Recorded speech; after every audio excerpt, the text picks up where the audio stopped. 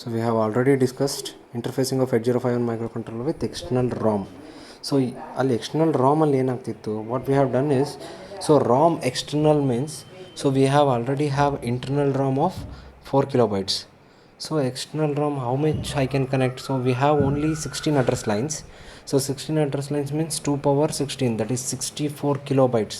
So 64 kilobytes ಅಂದರೆ we have already 4, so another 60 kilobytes can be connected. So totally how much it becomes? 64. So that's why port 0 having 8 address lines, port 2 is having another 8 address lines. So ನಮಗೆ ಗೊತ್ತಿದೆ ROM ಅಂದ್ರೇನು, read only memory. So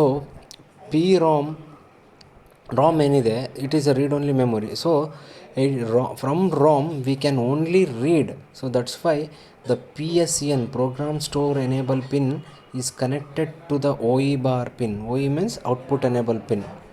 so port 0 ಯಾಕೆ latch ಮಾಡಿದ್ದಾರೆ? Port 0 because port 0 is latched because port 0 is having two types, that is multiplexed. It can carry both address as well as data. So data carry ಮಾಡುತ್ತೆ ಡೈರೆಕ್ಟಾಗಿ, ಅಂದರೆ ಎಲ್ಲಿ 0 ಇದ್ದಾಗ data carry ಮಾಡುತ್ತೆ, ಎಲ್ಲಿ 1 ಇದ್ದಾಗ ಅಡ್ರೆಸ್ ಕ್ಯಾರಿ ಮಾಡುತ್ತೆ. ಸೊ ಅಲ್ಲಿ 8 ಬಿಟ್ಸ್ ಇದೆ. ಆಮೇಲೆ ಪೋರ್ಟ್ 2 ಅಲ್ಲಿ 8 ಬಿಟ್ಸ್ ಇದೆ. So to interconnect 8051 controller with 64 kilobytes, totally how many address lines we required? That is 16, A0 to A15. So that is what here it is shown in the diagram. Okay, so main thing you have to observe is external ROM ಜೊತೆಗೆ 8051 interact ಮಾಡ್ತಿದೆ ಅಂದರೆ EA bar pin, that is external access active low pin, is connected to ground. When it comes to RAM, external RAM, ನಮಗೆ external ರ್ಯಾಮಿಗೆ ಬಂದಾಗ we need to connect the external access pin to the VCC. So ಇಲ್ಲಿ here you can observe, so interfacing of 8051 microcontroller with RAM ಮಾಡಬೇಕಾದ್ರೆ EA bar pin is connected to VCC instead of ground. ರಾಮಲ್ಲಿ ಏನು ಮಾಡ್ತಿದ್ವಿ, ಗ್ರೌಂಡಿಗೆ connect ಮಾಡ್ತಿದ್ವಿ. Here we are connecting it to VCC. You can observe in this diagram, and entire thing is same except PSEN pin is absent here. PSEN pin, why it is absent? Because PSEN pin is only used while we are interacting with external read-only memory, but here we are interacting with the external RAM, random access memory, that we can write into it or we can read from it. So instead of PSEN pin, here we are having WR bar and RD bar. So WR bar pin is connected to WR bar pin of the RAM, and RD bar pin same as PSEN. RD bar pin is connected to the OE pin. OE means output enable pin. So here also same. So 64 ನಮಗೆ ಗೊತ್ತಿದೆ internal RAM ಬಂದ್ಬಿಟ್ಟು 256 bytes ಇದೆ.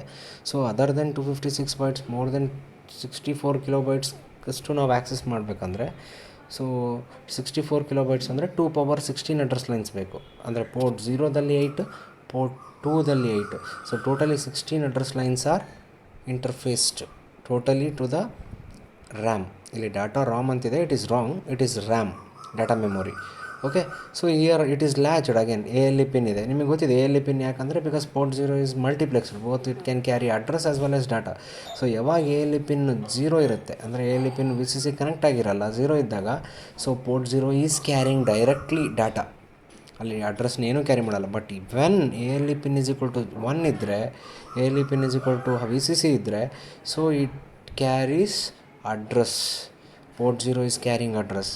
Port 2 is always carrying address, it does not matter. But port 0 control ಮಾಡೋಕ್ಕೆ, ಅಡ್ರೆಸ್ಸಾ data ಅಂತೇಳಿ control ಮಾಡೋಕ್ಕೆ, we have one pin called ALE.